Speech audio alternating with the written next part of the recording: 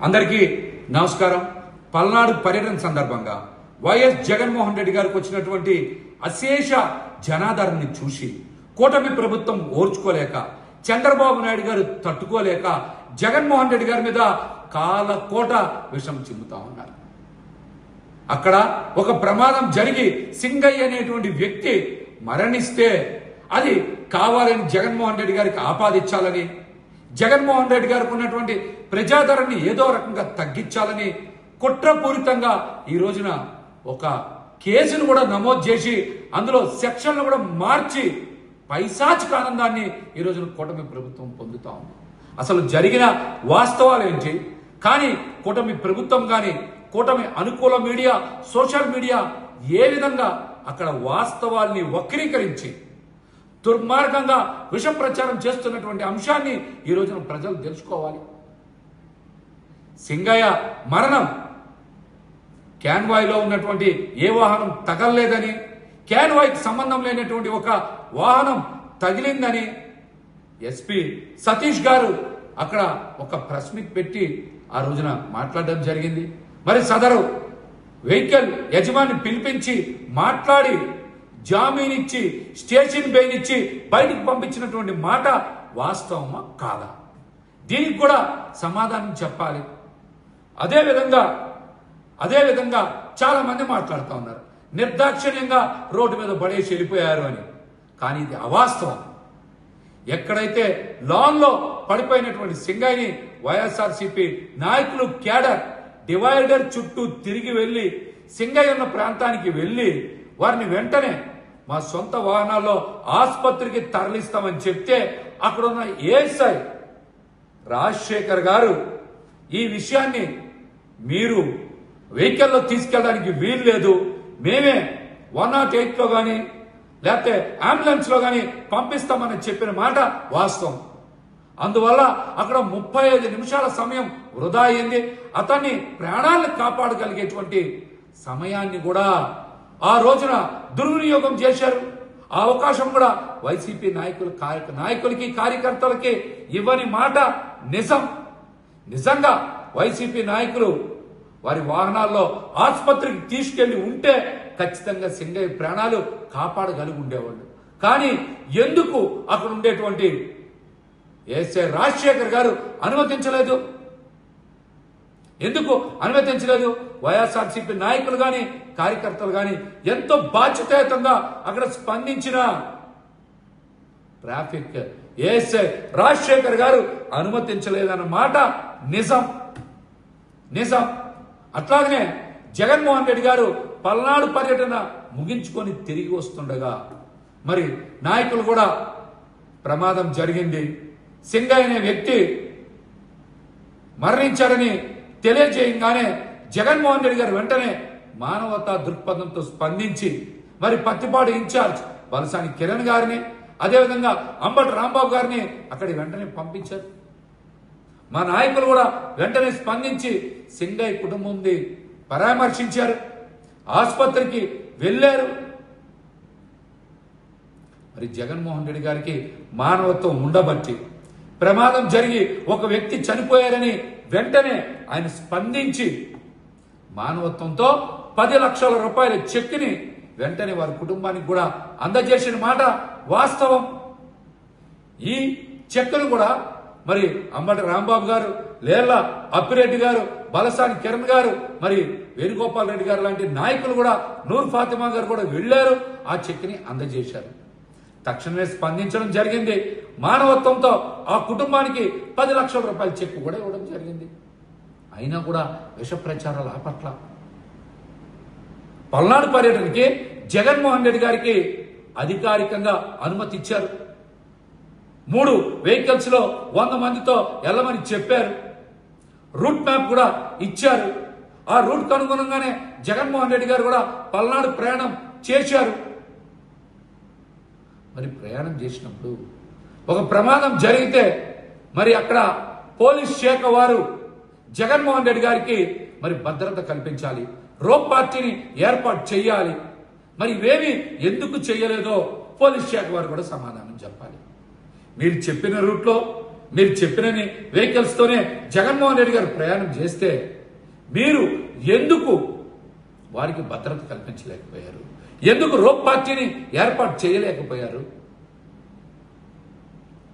మరి ప్రభుత్వం అధికారికంగా కేటాయించినటువంటి వ్యక్తే కదా కారు కూడా డ్రైవింగ్ చేశారు. అయినప్పటికీ ఈ అంశం మీద ఇంత విష ప్రచారం ఏంటి? మరి మాజీ ముఖ్యమంత్రి గారికి Z+ కేటగిరీ సెక్యూరిటీ ఉంటుంది. మరి మీరు ఎందుకు సెక్యూరిటీ కల్పించట్లేదు? ఎందుకు జగన్మోహన్ రెడ్డి గారి మీద మీరు అంత కక్ష చూపిస్తా ఉన్నారు? జగన్మోహన్ రెడ్డి గారి పర్యటనలకి వేలాది మంది ప్రజలు స్వచ్ఛందంగా తరలి వస్తున్నారనే అక్కస్తోనే మీరు వారి భద్రతకు కేటాయించాల్సినటువంటి పోలీసుల్ని కేటాయించట్లేదా? రోప్ పార్టీల్ని వినియోగించట్లేదా? ఈ ప్రమాదానికి కారణం ఎవరు? దీనికి కూడా సమాధానం చెప్పాలి. మీరు దీనికి కూడా సమాధానం చెప్పాలి. ఎస్పీ గారి మీద మళ్ళీ ప్రెస్ మీట్ పెట్టి సెక్షన్లు మార్చి కేసు కట్టారు. ఏదో సోషల్ మీడియాలో ఒక వీడియో వైరల్ అయిందని ఆ వీడియో ఆధారంగా కేసుని మారుస్తున్నామని, సెక్షన్లు మారుస్తున్నామని మాట్లాడారు. బాధ్యత కలిగినటువంటి ఒక పోలీస్ అధికారి ఆ వీడియో వైరల్ అయితే అది నిజమా అబద్ధమా అని నిర్ధారించుకోకుండానే ఏ విధంగా సెక్షన్లు మారుస్తారు? ఏ విధంగా సెక్షన్లు మారుస్తారు? యాక్సిడెంట్ వల్లే చనిపోయారని డాక్టర్ చెప్పారు. యాక్సిడెంట్ వల్లే చనిపోయారని సింగాయి భార్య కూడా చెప్పారు. అయినప్పటికీ ఉద్దేశపూర్వకంగా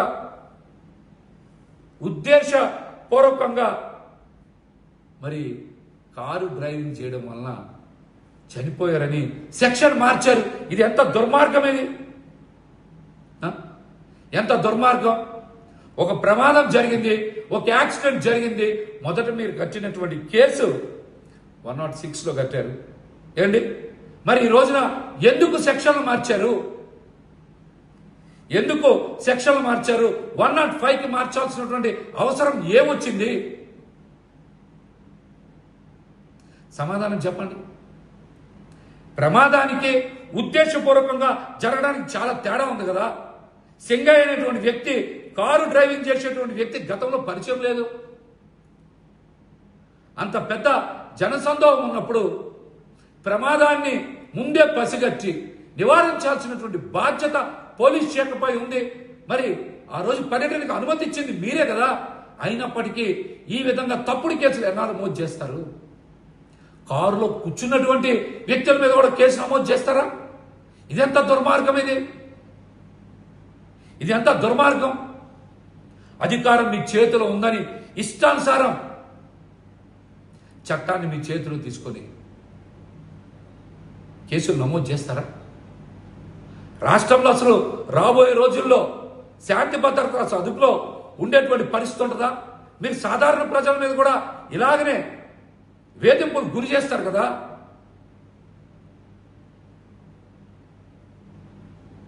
మరి మొన్న జరిగినటువంటి అనేక ఘటనలు ఉన్నాయి. తిరుమలలో మరి మరణించిన ఘటన మీద ఆ రోజు అక్కడ ఉన్నటువంటి ఈఓ గారి మీదో లేకపోతే చైర్మన్ గారి మీదో కేసు నమోదు చేశారా?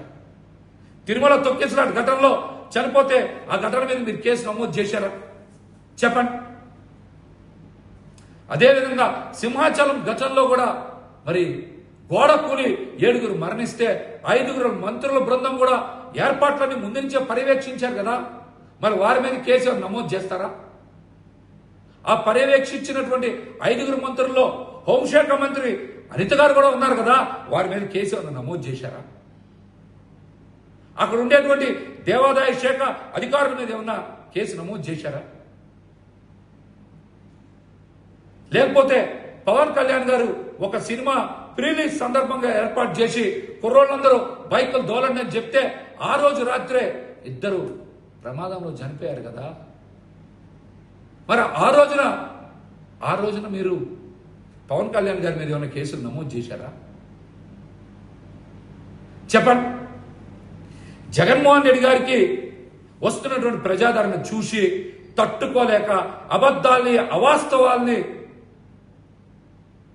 తెలుగుదేశం జనసేన కూటమి ప్రభుత్వ అనుకూల మీడియా గాని సోషల్ మీడియా గాని దుష్ప్రచారం చేస్తా ఉంది. ఇది అంత మంచి పద్ధతి కాదని కూడా హెచ్చరిస్తా ఉన్నాం.